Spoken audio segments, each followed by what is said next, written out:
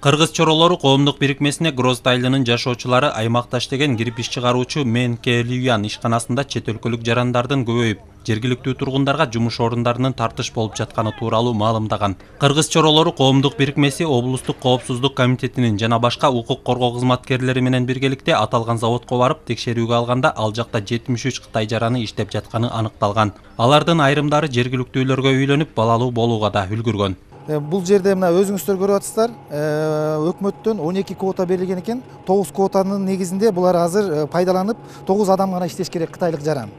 А бул жерде 62 кытайлык жаран андан тышкары келип бүгүнкү күндө иштеп атат. Ишканадан чыккан таштандылар аймакта жайгашкан суу сактагычтын тегерек четине төгүлөт. Аны менен катар заводдон чыккан түтүн да экологияга зыян келтирүүдө. Ушул заводдо мына өзүңүздөр көрүп атасыздар, бул жерде көмүр жагышат, кирпичти ушундай бир жогорку температурада бышырышат. А бунун үстүндө негизи фильтр турушу керек болчу. Бул жерде эч кандай фильтр орнотулган жок. Бул жердеги бардык ушундай уу заттын баары азыр абага чыгып атат. Кыш заводун иштеткен кытайлык иштер Санпин экология бузулуп жатат дегенге кошулбайт. Анын пикиринде бардыгы мыйзамга ылайык жүрүп жатат. Ал эми квотадан ашыкча иштеп жаткан жумушчулар үчүн 1000 сомдон айып төлөгөнүн айтат. Бул жерде жергиликтүүлөр иштегиси келбейт. Анткени эч кандай шарт жок. Дүкөн деген жок. Жумуш оор, чыдашпайт. Айла жок Кытайдан жумушчуларды алып келүүгө туура келет.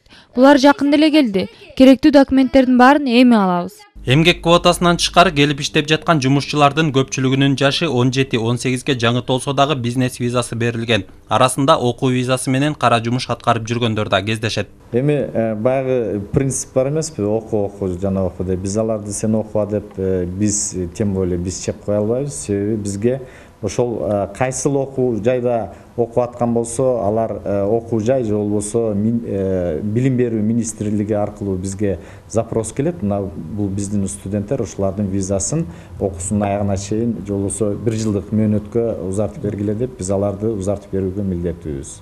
Мындан тышкары Аламүдүн районунун Байтек айылындагы Дишан курулуш ишканасында дагы 16 кытай жараны мыйзамсыз иштеп жатканы белгилүү болду. Аны менен катар бул ишкананын уруксаат кагаздарынын мөөнөтү бүткөн жана экологиялык коопсуздук маселелери сакталбайт. Бүгүнкү күндө текшерүү жүрүп атат аякта. Пландан тышкары текшерүү жүрүп атат. Жыйынтыгын чыгарып бүтө элекпиз. Бирок мен билем, мага адистер айтышты. Экологиялык жагынан да мыйзам бузуулар бар экен, жер маселесинде мыйзам бузуулар бар экен, техникалык жагынан мыйзам бузуулар бар экен.